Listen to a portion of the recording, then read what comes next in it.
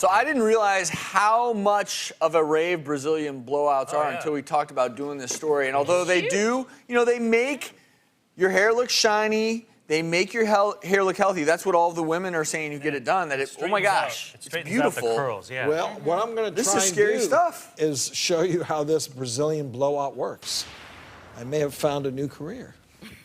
A second calling. Well, the idea is that it conditions by coating the hair with a product that will seal in all the moisture. And a lot of times, especially African American women will use this because instead of relaxers, which are very harsh on hair, they think it's a more natural form of making their hair straight. But it's also got a chemical too. I mean, there's nothing without a chemical that's going to really straighten the hair. So the process starts, you wash and dry your hair with a towel. You then put in the special straightening material into the hair, okay? And this as well as the second material. So you you comb this in, you then use a special iron. Boy, that is working though. that straightens the hair here. You then iron it, and then you shampoo it again, you blow dry it. Once you've done that, then you put in what they call the sealant. You add that on top here.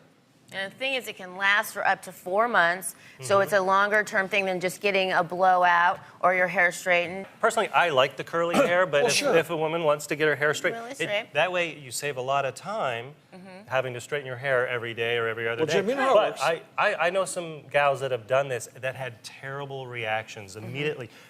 Her eyelids were peeling for months, and her dry eyes, and she was having to go to the eye doctor. And I'm sure there's a variation. Some people may be more sensitive, and even if you leave this on a matter of minutes longer on one person than another, they may have that reaction to formaldehyde. And the FDA is looking into health complaints associated with the treatment. And Oregon's Occupational Safety and Health Division, OSHA, tested samples of Brazilian blowout formula, and apparently it averaged a rate of 8.68% formaldehyde. Now, OSHA standards call for the chemical to be listed as an ingredient if it contains more than 0.1%.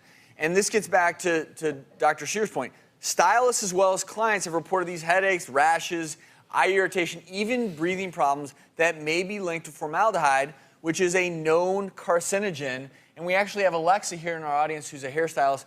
She refuses to do these hair treatments. Welcome, Alexa. Hi. So what's your take on this debate? Well, 4 years ago, I was trained with the Brazilian keratin treatment, which was one of the originals.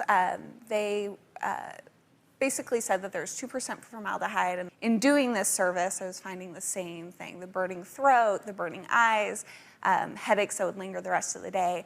And I just decided, you know, this is too much. I'm going to research this and really look into it. And last year, when the Brazilian blowout came out claiming formaldehyde-free, I thought this is too good to be true. So I went online, did my research, and found that it was having the exact same reactions, people with burning throats as well. And so I just feel that unless they're going to make a product that is completely formaldehyde and all aldehydes free, then I'm not going to do that and put myself and the clients in risk. Good for you. Yeah, because again, this is all about beauty extremes, and I think putting yourself in harm's way with a known carcinogen is probably a bit extreme. And I do have to mention that the manufacturers of Brazilian blowout, they have since reformulated their product with a bonding system that they claim releases no formaldehyde.